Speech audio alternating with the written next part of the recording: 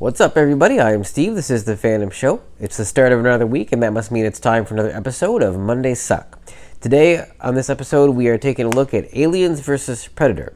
This was an action movie released in the summer of 2004. I actually saw it on my birthday weekend that year. Why I chose this one in particular to see, couldn't really tell you. I guess maybe I thought it was the best that was in theaters at the time. But I didn't consider it a complete waste of time. It was certainly a kind of a brainless way to waste 2 hours, so no regrets on that one. Movie was directed by Paul W.S. Anderson, who's well known for directing the films in the Resident Evil franchise. Did make a profit, pulled in about $100 million over its production budget, which is quite good. Also to be noted that Aliens vs. Predator, the movie, is not the first crossover between these two franchises. In fact, it was one of the last, actually. Previous to the movie, they had been in comic books, video games. I believe there was an action figure series and a couple of other things as well. So getting it to the big screen was about the last hurdle they had to clear. One of the major gripes about the movie is that it's not rated R. The two franchises that spawned this film, Aliens and Predator, are both well known for being R-rated and for being quite bloody and violent. So a lot of people had the expectation, hey, if we ever brought them together, well, we need to make it bloody and violent, right? Well, of course, the studio, they're like, nah, we want a PG-13 rating. We got to make this accessible to where a lot of younger kids can see it. So that's kind of what it got stuck with. And so it's like, it's an okay movie, but when you take away the stuff that would have made it more fun if it could have been an R-rated movie, it just kind of stinks. It's like a Star Wars movie without a lightsaber fight, you know? It still can be an okay movie, but it just kind of feels like it's missing something. So this series doesn't really hit on PG-13. There are some franchises that I think are just better when they're R-rated. RoboCop is another good example.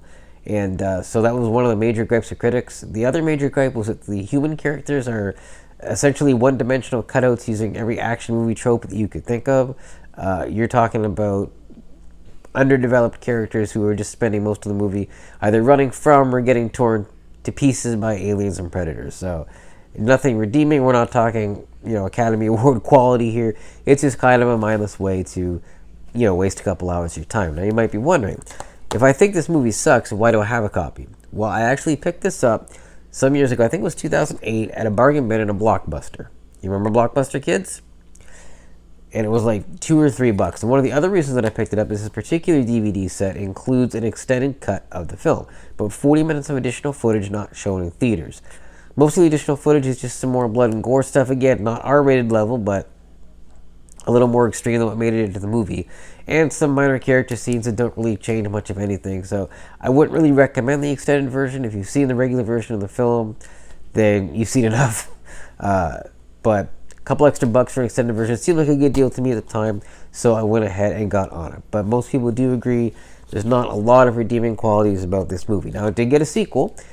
2007, we got Alien vs. Predator Requiem. That one was rated R. It was more violent than this one. I have watched it. I actually enjoyed it a little more than this one.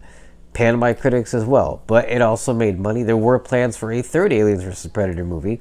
But as things sometimes go in Hollywood, those plans have been abandoned. And who knows if or when we might ever get another one. Right now, the Alien and Predator franchises have been separated again. And they're probably going to stay that way for quite a while, if you ask me. But we'll see where things goes, because as the saying goes in Hollywood and a lot of aspects of life, never say never. This is the last episode of The Phantom Show and Monday Suck Before Christmas. So on behalf of the entire team, I'd like to wish everybody a Merry Christmas and Happy Holidays. I'll see you again soon, guys.